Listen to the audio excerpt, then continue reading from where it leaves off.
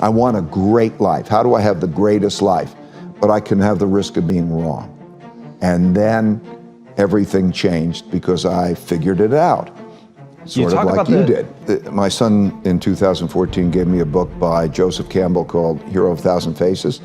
And basically he described that these things happen, everybody crashes, and then you're faced with that crash.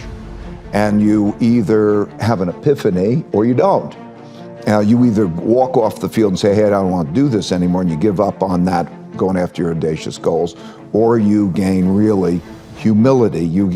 How do you feel that you're going to be wrong? And so I think then that whole notion is, to come back with the finding the smartest people I could find who disagree with me. To gain that humility was the thing. So you either get off the field or you learn. Meditation was fantastic. Meditation is the biggest gift that I can give anyone. And I would say more than anything, it is whatever reason for success I've had. In your mind, we think, what do you want? And the reality is, when you look at the neuroscience and psychology, that there are different parts of your brain that want different things. In the simplest sense, there is the logical part of your brain that you're conscious of. It's called the conscious. And you think you're being logical and you want to make those decisions. And then there's the subliminal, below the limbic system, part of the brain, which is the emotional, and it's not as conscious to you, but it has more of an influence on you than really the logical one. And so they're not aligned. When you're experiencing that pain, or let's say the ego, right, there were two main things. You got an ego barrier and a blind spot barrier. If you can get past your ego barrier and you get past your blind spot barrier, you can accomplish anything, because you also know that you don't have to do everything, you don't have to figure it out yourself. You can take in from other people the different ways to approach things in the best possible way.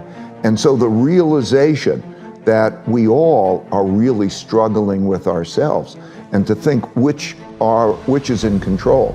Meditation helps to deal with the alignment of those two things. Intuition, imagination, the things we really love come from our subliminal us's, right? Our needs, whatever they may be. They come from here, that subliminal. They may be valuable. They may be damaging. You don't know the difference. And so when they come up and you're looking at those with your logical mind and you can align those things, you're probably in good shape. If you can do that alignment between the subliminal and the logical, and you can do that with other people, so that you can triangulate with other people and say, does that make sense? And get alignment. That alignment is the path to the future. When you go deeper, by the way, you go literally into your subconscious. So you're creating a connection. When you transcend, I do transcendental meditation. When you transcend, I'm not conscious and I'm not unconscious. I am in the subconscious. I'm not aware, but if somebody would make a little noise like that, boom, I would, so it's not like being asleep. And that's also, by the way, where creativity comes from.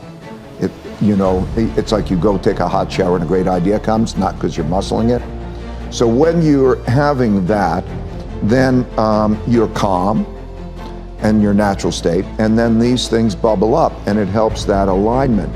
So you say, okay, let me go above myself. Let me go above myself and look at myself within the context of my circumstances. What is around me? How does that work? How does reality work? Okay, if I do this, what are the consequences? And so the going above it and just saying, I'm responsible for my decisions, my life.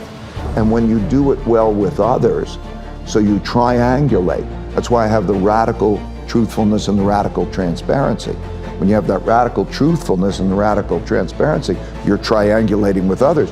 You're going above it with them, and you're just looking at that circumstance, and you say, okay, well, we're in the same goal, or are we?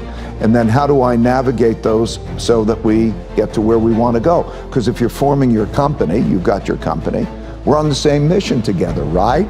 So now let's all go above ourselves. What are your strengths and weaknesses? How do we get at what's true? And how do we do that with transparency? And that's it.